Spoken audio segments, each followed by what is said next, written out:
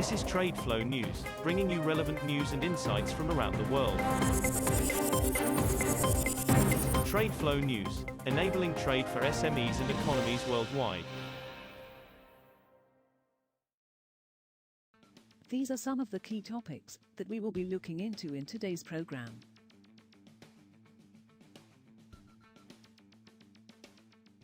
First, let's take a look at the overnight headlines which are impacting the commodity markets.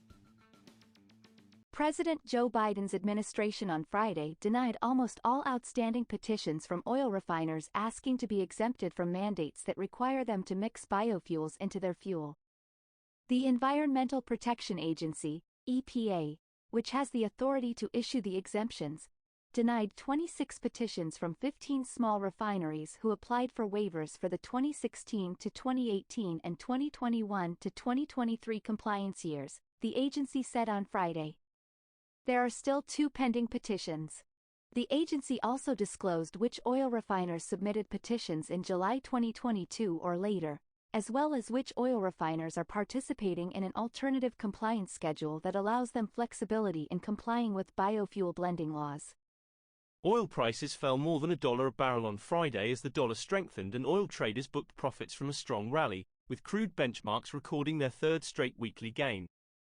Brent crude futures settled at $79.87 per barrel, down $1.49, or 1.8%, while the U.S. West Texas Intermediate crude futures fell $1.47, or 1.9%, to settle at $75.42 a barrel. It just appears to be some profit-taking, with some demand concerns coming back to the front and center as the dollar rebounds, said John Kilduff, partner at Agri Capital.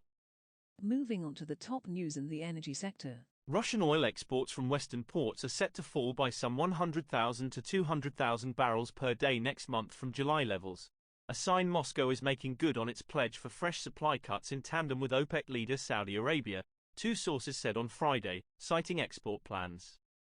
OPEC Plus have been cutting supply since November to support prices. Moscow this month pledged to cut exports by 500,000 barrels of oil per day in August, while Saudi Arabia extended its 1 million barrel of oil per day output cuts. As Russia did not reveal the baseline for its cut, analysts and traders had said it would be difficult to monitor. A barter of Iranian natural gas for Iraqi oil as described by the Iraqi Prime Minister this week would likely violate U.S. sanctions on Tehran unless the U.S. issued a waiver permitting it, 3 former U.S. officials said on Thursday. Iraqi Prime Minister Mohammad Shia al-Sudani on Tuesday said Iraq would begin trading crude oil for Iranian gas to end recurring payment delays to Tehran due to required U.S. approval for such transactions. Sudani said Iran had cut gas exports to Iraq by more than half as of July 1 after Baghdad failed to secure U.S. approval to disperse owed funds, but Tehran had now agreed to resume gas exports in exchange for crude oil. Next, we have the top news in metal markets. Europe's aluminium industry group has considered lobbying for European Union sanctions on Russian aluminium, but would oppose specifically targeting the country's largest producer Rusal 0486 HK, according to a document sent to members. The head of trade group European Aluminium said it prepared the internal memorandum for planning purposes and had no information about any imminent EU sanctions. The document, dated July 2023 and seen by Reuters, said members of European Aluminium had discussed the possibility of actively calling for EU sanctions on Russian aluminium. The United Arab Emirates has removed one of its gold refineries, Emirates Gold DMCC, from its Good Delivery list certification scheme that sets responsible sourcing rules, the government website showed on Friday. The suspension of Dubai-based Emirates Gold, one of the largest gold refineries in the Middle East which has been operating for 30 years, is temporary and is effective from July 7, the updated list showed. The London Bullion Market Association, LBMA, said in a separate statement on Friday that Emirates Gold's affiliate membership had also been suspended until further notice, due to the outcome of the recent LBMA due diligence review. We will now look at the top news in the agricultural sector. U.S. wheat futures rose on Friday as drought conditions in Canada and the Northern Plains continue to weigh on the market, as does uncertainty over the future of Ukraine's wartime grain export shipping deal that is set to expire on Monday. Corn followed wheat up on yield concerns and technical trading.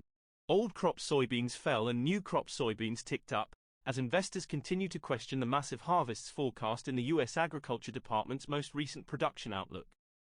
As the most active soybean futures contract touched a nearly 2-week high during the session, some funds and investors sold off beans in profit-taking. Others bought more corn, 2 traders said. That is all for today's news on commodity markets. Stay tuned to TradeFlow News as we continue to provide you with more updates. We also invite you to follow us on Twitter at TradeFlow News, which allows you to watch our program on your mobile device or desktop to receive information from there.